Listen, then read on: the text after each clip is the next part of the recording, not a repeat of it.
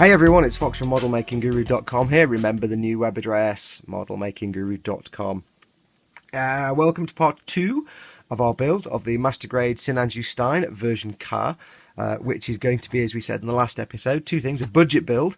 So we've got a budget of about 56 quid, 56.72 at the moment, for all our materials, excluding the kit. Working on the smallest budget as possible with as few products as possible to get the best results.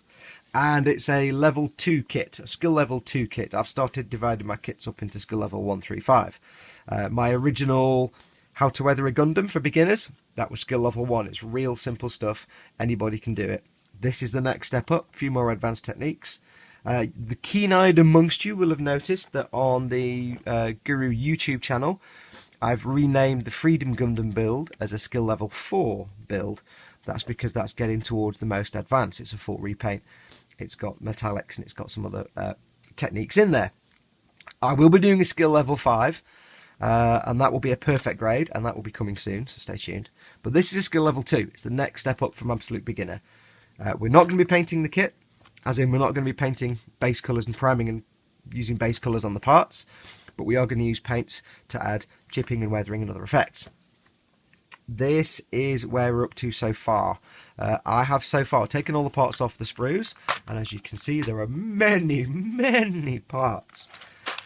Yeah, if you're just starting out, you might want to start on a high grade or a real grade. Not because they're easier, because they're often not. They have more seam lines. But they're a simpler construction, so what you'll find is if you're a beginner, the step I'm at now, which is taking all the nubs off the plastic, I'll explain those in a moment, is the soul destroying bit. And I know many people who have got a Gunpla, been really excited, got it off the sprues, started taking the nubs off, lost the will to live, put it back in a box and gone off and done something else. So this is a stumbling block. You have to just plough through it. Now we're going to change the way I'm going to do things a little bit. Because we're not painting it, I'm going to change things around a little bit. As you can see, there's lots of parts. As always, divided. Got my torso parts: head, left arm, right arm, left leg, right arm. Now, I always sort them out into bits because I'm taking everything off the sprues, and if this was a full repaint, I'd need to do this. This is just organised by me. You can get these little organising trays. I got these. If you're in the UK, you can get them from Staples, or I got some from B&Q. These I got from Hobbycraft, actually, I think. Or was it Staples? I can't remember. Anyway, I'm probably talking rubbish. I can't remember where I got them from. But they're great. They've got dividers. And I discovered today, I've had this thing for about a year and a half. I discovered just the other day that these little dividers come out. So I can make the things bigger. Because what I found with this kit, it's a master grade, but it's a big master grade. So normally, my leg parts are in here. My other leg part, my left and right leg are here. What I've actually got is this is the left leg. This is the right leg. This is the left leg. They're massive. There's loads of them, and they're just taken up. That's the backpack. That whole section there is the backpack, and normally it's 3 or 4 pieces. So yeah, I've bitten off more than I can chew with this one. I realise that, especially because I'm not painting it. I'll go over nubs in a minute and explain where that's soul destroying. So yes, get yourself some organising trays. So we've got everything off the sprues. Started the process of de-nubbing. I've de-nubbed the backpack. I've de-nubbed the beam rifle for the most part, so I've put a couple of bits together just loosely. As I'm going along, I've started doing little sub-assemblies, things that are going to be like I can assemble now, like this little thruster packs for the backpack. May as well assemble those. Gives me less pieces lying around. And as I go through, I'll make little sub-assemblies. What I was going to do was go through all these parts, and de-nub everything and then start. However, my soul would be ripping itself out of my body if I did that, to get away. So what I'm going to do is I'm going to start off by just de-nubbing internal frame parts. Get those nice and clean. Start making sub-assemblies of the internal frame. So we have, like, you know, as much as I can do on the arm, as much as I can do on the torso, on each leg. And then we'll start detailing up the inner frame. Once that's all done, then we'll move on to the armour parts. Get those all de-nubbed, get them all looking nice. And then we'll move on from there. So instead of doing everything all in one go, de-nubbing, then I'm just going to do it in steps. Because I will lose the will to live if I have to de-nub all of this. I've been putting it off all week. I'm dead lazy, and I'm like, oh, I don't want to do this. And then I get home from work, and I'm like, I think I'll just start by going off and watching something like The Bill or something. So yeah, I'm quite easily distracted, and it's quite hard to motivate myself sometimes. And this stage is really a ball ache, let's just be honest. So let me go and get a couple of parts. I'm not going to show you how to denub because I've shown it before and it's dead simple. I'll tell you how to do it, but it's really boring, so I'll just show you. But I will go and get the parts for that, and then we'll crack on with, once I've got everything denubbed, we'll start assembling the inner frame parts. So, back in a moment. I don't know what this means. And we're back. I'm knackered. Just finished about 7 or 8 hours of denubbing all this. So all these have been done. All those have been done. I hate denubbing. I may have told you that once or twice. So yeah, about 7 or 8 hours. I did actually, even though I said I wasn't going to, I did actually film a little bit of the process, showing you how to denub. Unfortunately, the video got corrupted, so I can't show it. But it was only a quick explanation. But if you watch my other videos, the Freedom Gundam or others, I'll have shown you how to denub, so go and check those out. So, yeah, 7 or 8 hours of denubbing. Whoa. I mean, I hate denubbing. And after a little while, I was like, man, I'm doing a master grade is a right pain in the butt. It's going to be like doing a perfect grade. But then I remembered that, of course, normally I'm painting a model, so I don't have to worry too much about denubbing. What do I mean by this? Well, things like white parts, these are absolutely fine for denubbing because the plastic's so forgiving you can hack away at the nub and you don't have to do much sanding if you're not painting. If you're doing a blue part, and I don't know if this will come out because I've got blue gloves. There, you can see it. See there, it's really gouged. Blue parts, sometimes red parts, dark parts and the grey parts, they really are impossible to denub without getting gouge marks. Now if this was being painted, that's fine, I'd just sand it away, and that's no problem because then I'd be painting over it, priming it. Because this is not being painted, I've done sanding on here, but you're still horribly limited to how much you can get it down to looking like clean, undenubbed plastic. It's really not an enjoyable experience. So we have all these little marks on parts like that. Thankfully it's mostly a white kit, so it's not so bad. But there are lots of little marks here and there, especially on some of the grey parts like the bazooka. And there's not a lot I can do about that. I can sand it and sand it and sand it, but it's just not going away. The thing I've learned when I'm doing this, and this is the reason I don't do unpainted kits, is I suck at denubbing. I really do, and I happily admit it, I suck at it. So, but I'm not panicking and I'm not stressing, because as I was saying to someone the other day, something goes wrong, plough on through it, you'll find ways of creatively hiding it. What we're going to be doing with this, because we're putting things like paint chipping and weathering on, all we'll do is use tactical use of weathering and paint chipping to hide things like that.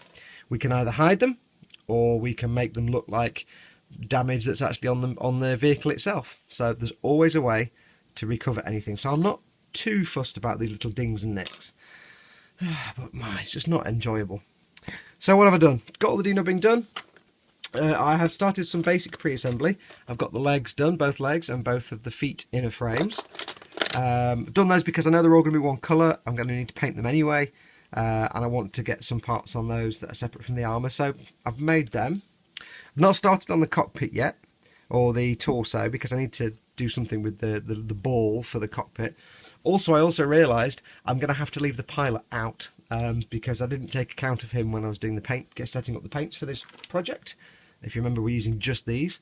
And that will be an extra 3, 4, maybe 5 paints, adding a 5 to it. So I'm not going to bother with the pilot, we're going to leave him out. I am going to be selling this once I've done it, so as with most of my things. So I'll probably just paint up the figure separately, and he'll be a standing figure. So that's that done. What else have we got? I also went ahead and pre-assembled. Let's put that back in there.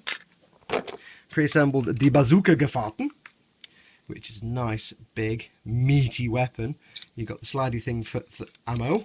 I've not built the ammo thing yet because we're going to be painting that. You've got the little grippy handle here. You've got a little grippy handle here, and you have this. I don't know what that does. It just looks cool. But it also goes. It does the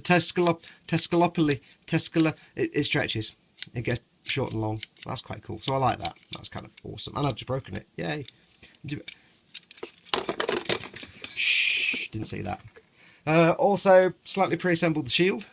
Again, I've just done this part because I know this is all going to be treated as one thing. There are some bits I want to paint in various colours, so I'm keeping them separate. I need to do lots of detailing on the inner frame.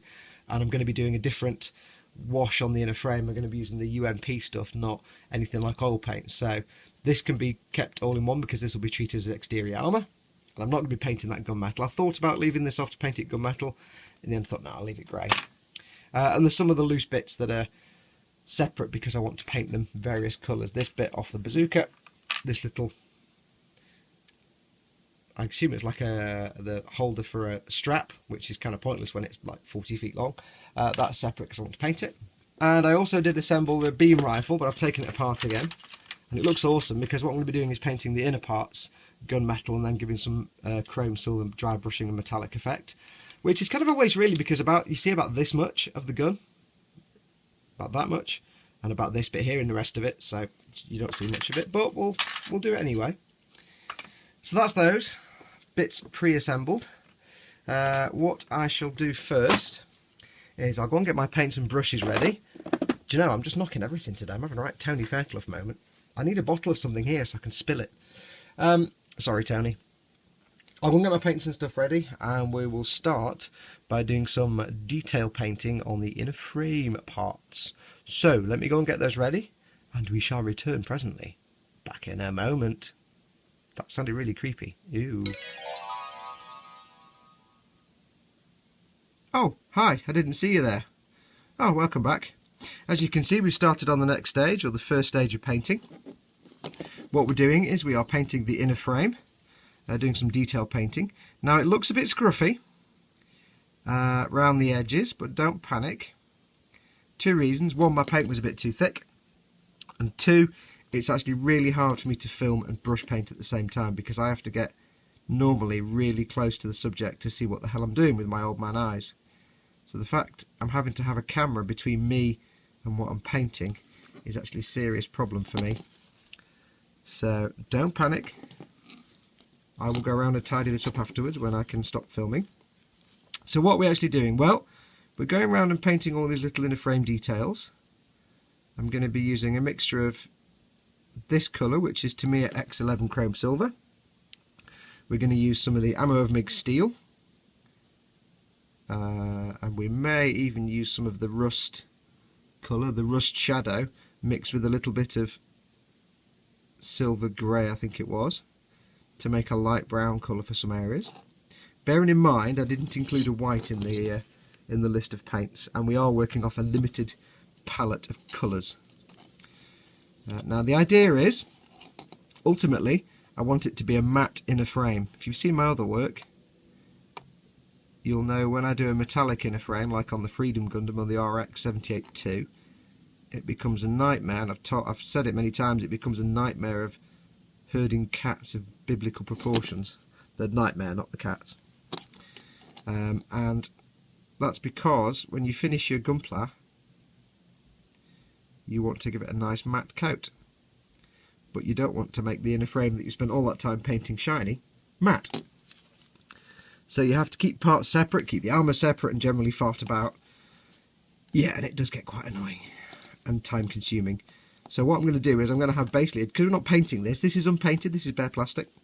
We're going to have basically a matte inner frame, but with shiny metallic details. How are we going to achieve that if we're matte coating it? Dead easy. Paint these details on, do a gloss coat, do the UMP wash to get some dirt and grime in there,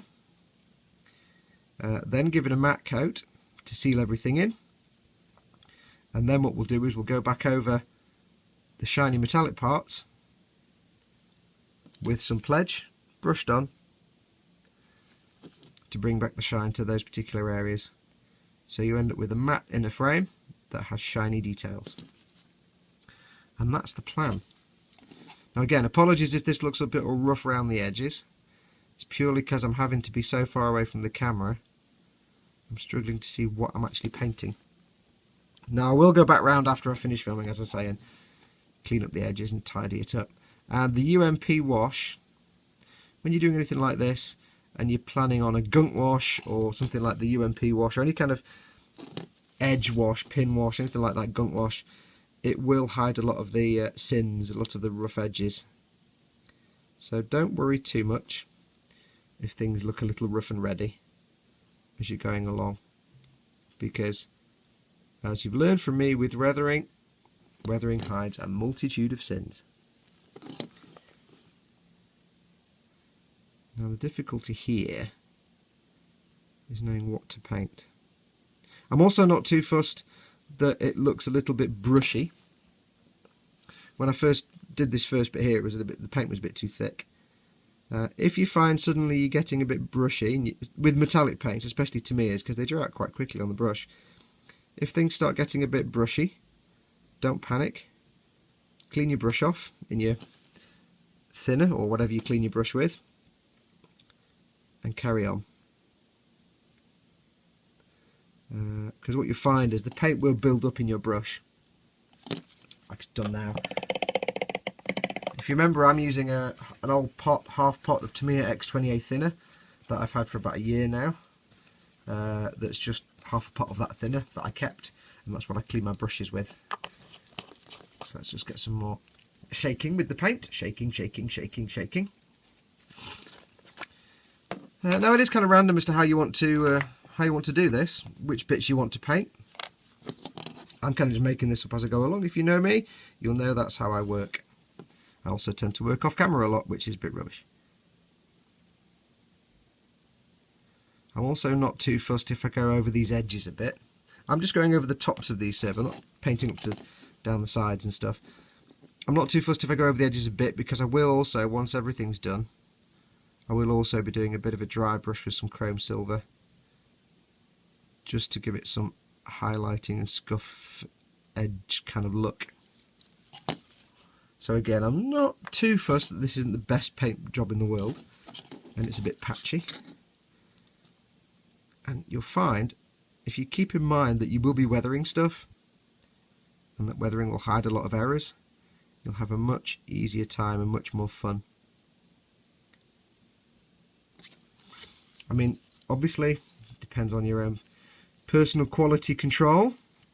If you want everything to look perfect right off the bat, then do so. Like if I really want to, I could go around that little lip there and paint that. I can't do that while you're watching this because I can't see that edge.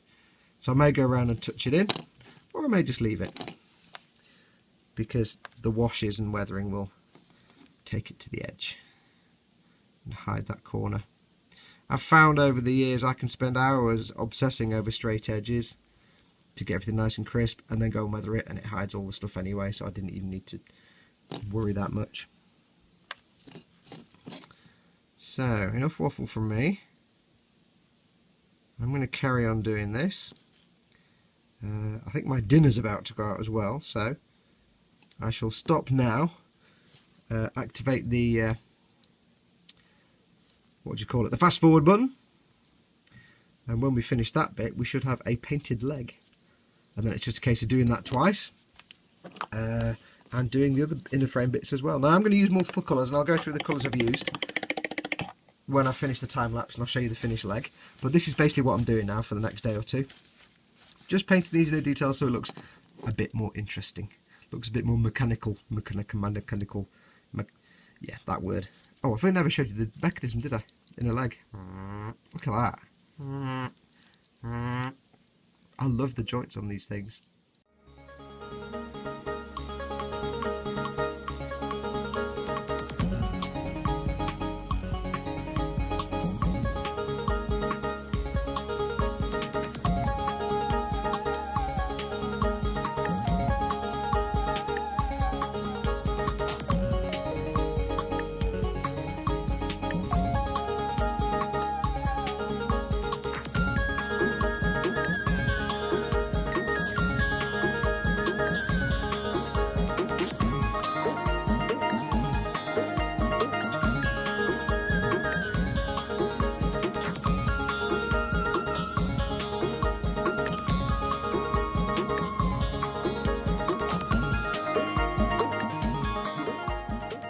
And we're back. Right, all the silver colour has been done.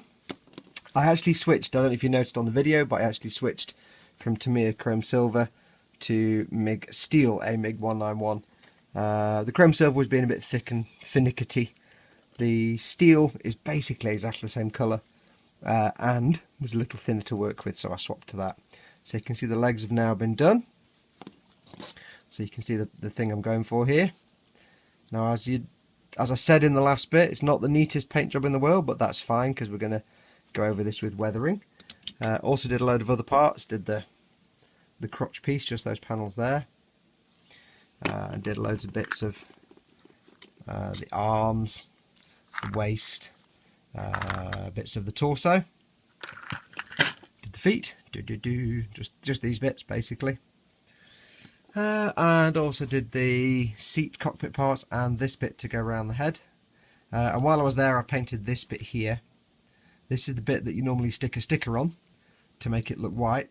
I just painted that with the silver grey AMIG 212. So that's that. That's all nicely done now. So the next step is to do a couple more bits with this colour. Now you may notice this isn't a colour that was on our list of paints we're going to use. What did I do? Dead simple. Use the silver grey, which I'm using as my white, and I did some of the shadow rust, which is AMIG 043. Mixed them in and made that little brown mushroomy shade. Now we're not going to use a lot of this, so let's just mix some up. So, painting snail, freshly cleaned. I spent ages scrubbing this, put some thinner in it and scrubbed it for ages, and then ran under the hot tub and realised I could have just used hot water. All we're going to do, shake up these paints. I do like the fact these paints have little metal balls in them.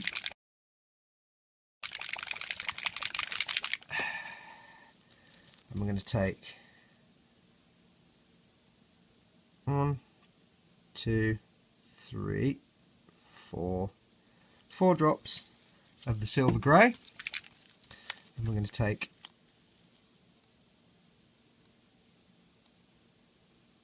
as best I can 1 drop of the rust brown, shadow rust. I always give it the wrong name. I'm going to mix this in. I think I used the back end of the brush. And I'll need to remix this quite a few times because this paint does dry out quite quickly. Not as quick as Tamiya paints, but it does dry out quite quickly. So let's just get this out of the way. Get out of the way. Okay. So let's go to town. Get my wash for my brushes. And we shall go to town on this little pep here. And what we're going to do is exactly the same as before. We're just going to paint in some areas. Now, I neglected to mention the last bit. The trick with doing paints like this is that when it goes on, it'll be streaky as heck. Don't worry. Let the first coat be streaky. Because remember, you're doing this without primer, so it's not really going to want to stick to the plastic very well. So the first coat won't be even, it'll be streaky and look terrible. Don't worry, because you're going to do a second coat. When I did the steel colour, I did 1 coat, let it dry for half an hour, then went over again with a second lighter coat, just to build up the colour and flatten it out a bit. And one other thing, don't worry if you slip with the brush, because again you're painting on bare plastic. It's not going to have the best grip in the world, this paint, to the plastic. So if you do go a bit awry, you can just take a toothpick and gently scrape the paint off, and it'll be nice and clean. So if you get a straight edge and you've gone a bit wobbly and it's not quite as straight as you hoped, don't worry. Just go around it with the toothpick. And this is all I'm going to do now. See, just going over it here a little bit more. Flattens it out. I'll still go over with the second coat, and I'm not using too much, just a little bit to go in. I hope this is on camera. So that's streaky and looking pretty rough, and this bit here around the edge, I'll paint that. Let's do here. Are you in shot? Yes. Go up to this edge here. It's just really finding edges to work on. Now, there is something very important I need to discuss, and again I forgot to do it in the first bit. You're painting on bare plastic. Now, as I've told you a million times before, the reason you put primer on a kit first when you're painting it is so the paint can adhere to the primer and have a good grip. Because paint on its own doesn't really want to stick to shiny plastic. So, what we're doing here is painting onto the bare plastic. So you need to keep this in mind, that when you're painting around somewhere that's a joint, this is a tricky little corner, a joint, or where there's two pieces very close together that will slide over each other, you're more likely to get paint scraping off. And this is why we're going to gloss varnish this once we've done this bit, because we need to keep this paint on. Now, of course, gloss varnish is just going to stick to the paint, and the paint's doing its best to stick to the plastic, but the plastic is a glossy surface, so you're never going to have the best paint adhesion in the world. So the golden rule, if you're making a kit this way and you're not priming it, you're just painting on details and things like this, is that you need to keep handling to an absolute minimum. Because as I've just said, you can remove overpaint and bits of splotchy paint with a cocktail stick.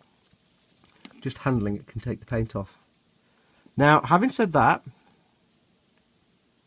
I've got a model World War II Jeep downstairs that I made in about the late 1980s when I was a young kid, and I painted it with Tamiya paints right onto the bare plastic, and it still looks fine today. It's not been handled a great deal, but it looks fine. The paint's not going to fall off of its own accord. It will be fine. But if you handle it a lot, the paint will come off, which is why we're not doing a lot of painting, flat base colour painting on this. So keep that in mind. When you're painting like this, your paint's not going to stick the best to the plastic. This way of doing it, it's a quick and easy way, but treat this as a stepping stone to learning how to paint these things properly. Don't treat this as the be-all and end-all of painting Gunpla. Use this as a stepping stone to learn methods and get control of the brush, and then work your way up to priming and fully painting. Brush painting is fine, but as you can see, the paint on here is a little bit brush marky. You'll never get a perfectly smooth finish with brushes like with an airbrush, so this is a good learning stage. This is, see, I've over split with the paint here. I've gone over with the paint. I'll scrape that off in a minute with the cocktail stick when it's dried.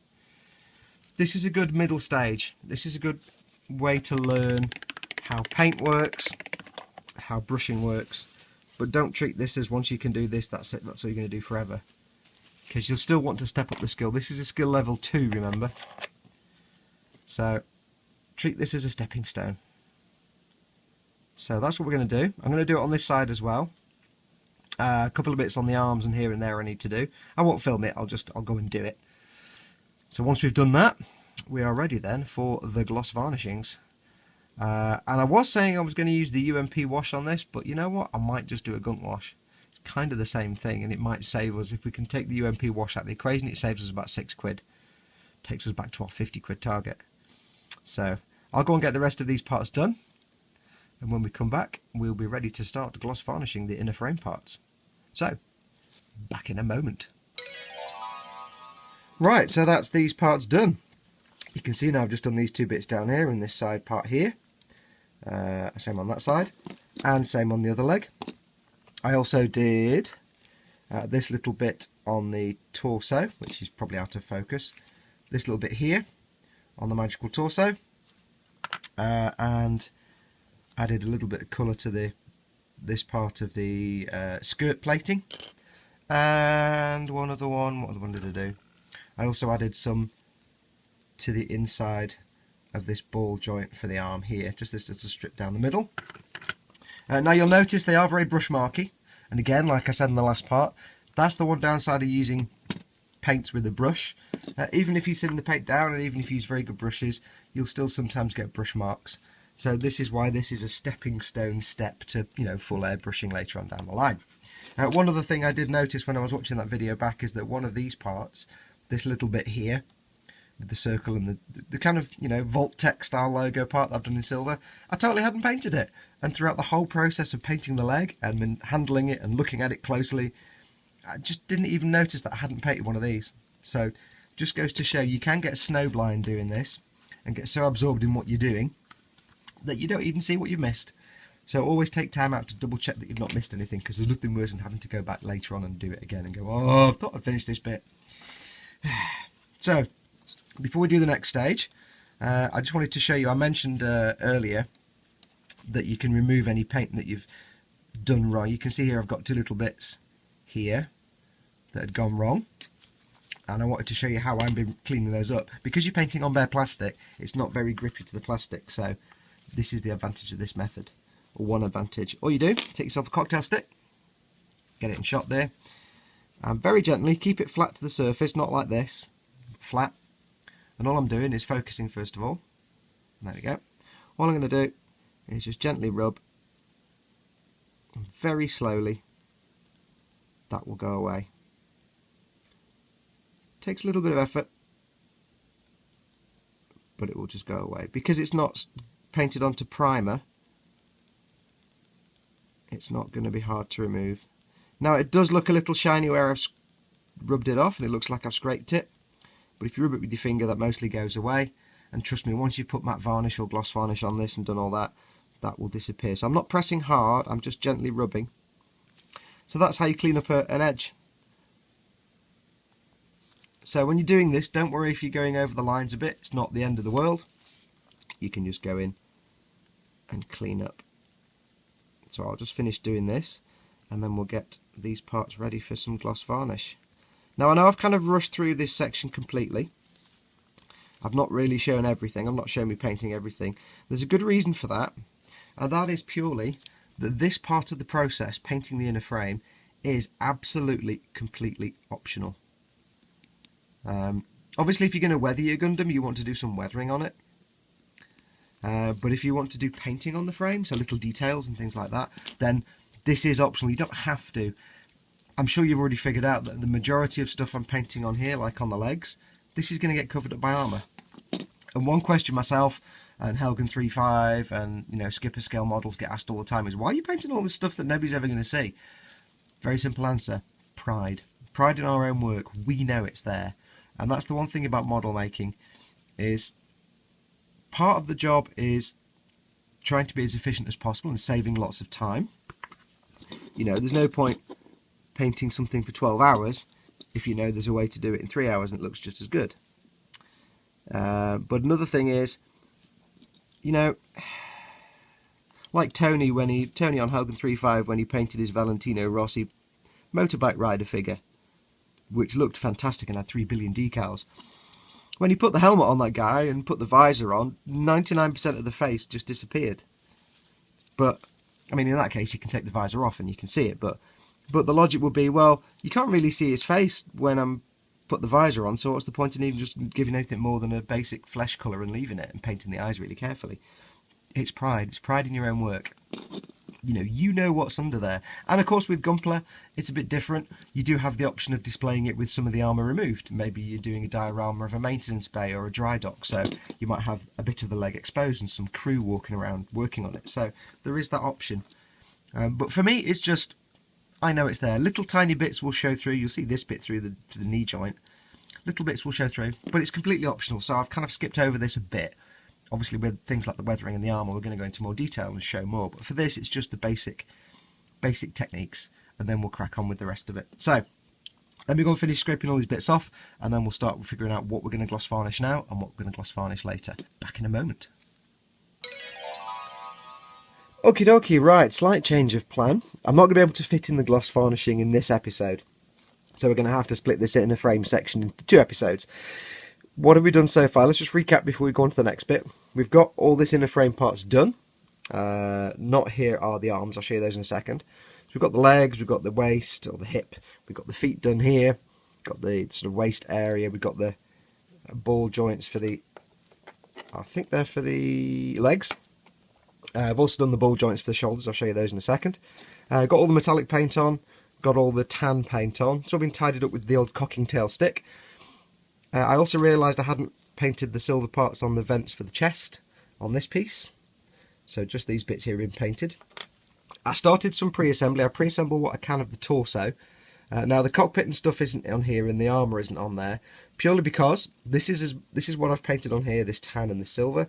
I know I can now happily go along and gloss varnish this in one go and gunk wash it, or if I do gunk wash or if I do the ultimate modelling products. I've still not fully decided yet. So I know I can do all that. If I put the cockpit in, that'll get covered in all that stuff, and I don't want that. So that's that assembly there. And this is what I'm saying about herding cats. You kind of have to start planning what you can assemble into sub-assemblies to do the next steps. Now I know, for example, I can do the whole leg in a gunk wash if I decide to do a gunk wash in one go, rather than keeping all the parts separate. So I know I can keep them assembled. I can't put these on the arms yet, on the legs even, because the armour on the legs has to go on first and then these, so these are separate. Kind of planning it round. So that's these parts. I also went ahead and painted, you won't see these and I can't zoom in because it refuses to focus, but little bits that go on the back where the pistons are on the back of the foot. They're just tan coloured, and I painted the frame around them in the steel colour. The chair is done. I finished off the headpiece by adding the plastic bit to that, because that doesn't matter if it's in one go. So this is what I'm saying about planning everything. Now if I move these out of the way, I'll move these and I'll show you the other bits we've got painted up, and then I'll show you the sub-assemblies I've done that we're not going to be gunk washing. Part of the inner frame, but we're not going to gunk wash them, and I'll show you why. So let me tidy all these up first of all. Okay, right, here's the next section we've got. We've got the bits of the arms. They were painted. Painted all the edges. See if I can focus on this so you can see it better. Take it off this stick. See if I can get a focus on this. So we have the arm done, all the little bits here painted in this part, but what I also painted, if you can see it, is that piston in there. That's painted up as well. It's not gloss varnished yet, so it's not protected, but they have to go in as part of the arm construction. I do love the way the pistons work on these things. So they're painted there, and those ones inside, they're painted as well. And that's just, I know I can now gloss varnish this and gunk wash it all in one go, rather than have these little individual pieces lying around. So again, it's about planning, so I know I can do that. Painted the thrusters for the backpack. There's 3 of these. This is the central one, and there's 2 for the outside. They are done. They're just done in the simple steel, but they will be weathered as well. There's some paint streaking on the inside there, but that's fine because there's a red piece that goes inside. I'm not too fussed, and they'll be weathered. There'll be some effects that go on these to make them look a bit more like metal. And also the ball joints for the arms have been done, and that was just a simple coat of the steel on the central circle here on both sides, if you can see that. So that's that. So those are all the bits we've painted. These are all the bits that we can now go off and gloss varnish, because they are ready to roll for the gloss varnish and the gunk washing. So that's them. Oh, there's also the little tips of the Vulcan cannons here, which are stuck on a bit of reversed tape. Just brush painted like everything else. They'll be stuck onto the head. There's also the head somewhere that I forgot to show you, which has just got some very simple detailing on it, nothing major. That can be gunk washed and gloss varnished. Now let me go and get the last few bits. They are here.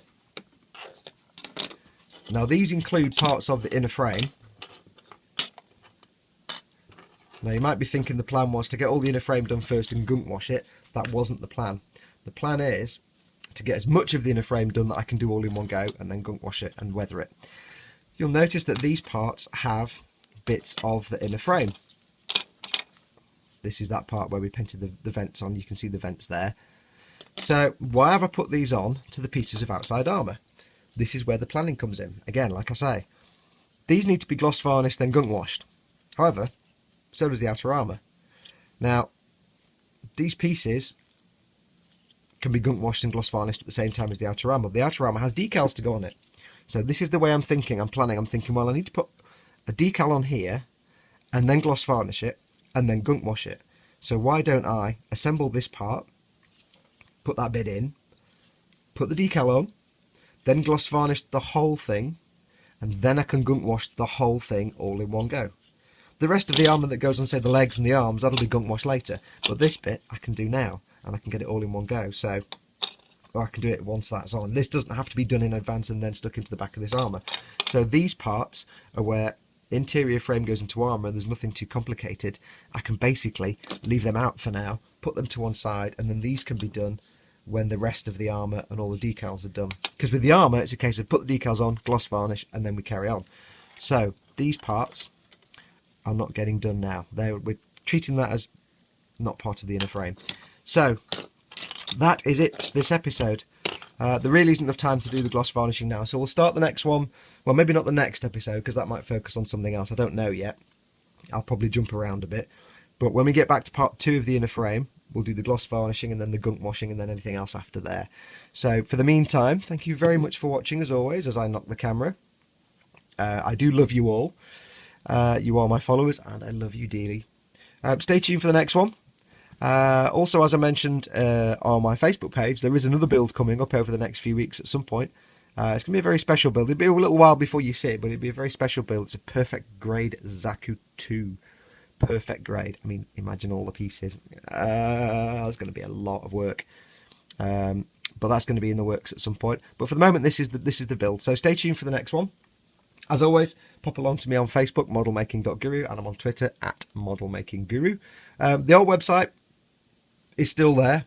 I'm not quite sure why. That's still there, but it's not been updated in weeks and weeks and weeks. The new website, modelmakingguru.com, I'm in the process of updating that with things like old blog posts like the Millennium Falcon paint and stuff like that. So, and the U-boat paint and build. So that's just when I've got some spare time. So it's still a bit half-hearted at the moment. There's still bits missing and there's not a lot on there, but it will start to build up. So go along to modelmakingguru.com. Modelmaking.guru, as I said in my last few videos, that's basically just dead now. It'll go eventually, so you can tick it off your bookmark list. It's not going to go anywhere. If you send me a message through modelmaking.guru, I won't get it. If you send me a message through modelmakingguru.com, I will get it. Or send me a message on Facebook, or however you want to. But enough. As always, I'm wobbling. I'm not wobbling. That's wobbling. I'm waffling. So let me end this episode. Thank you again for watching. Stay tuned for the next one, and we will see you on the flip side. So until then, I don't actually know what I was trying to do. I was going to do some like really flary hand gesture, and it just didn't. Yeah. Adios, amoebas.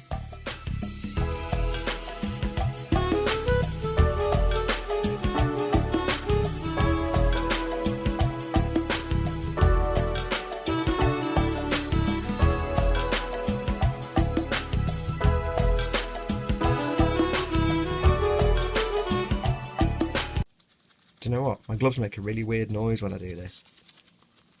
It's kind of icky. Don't like it.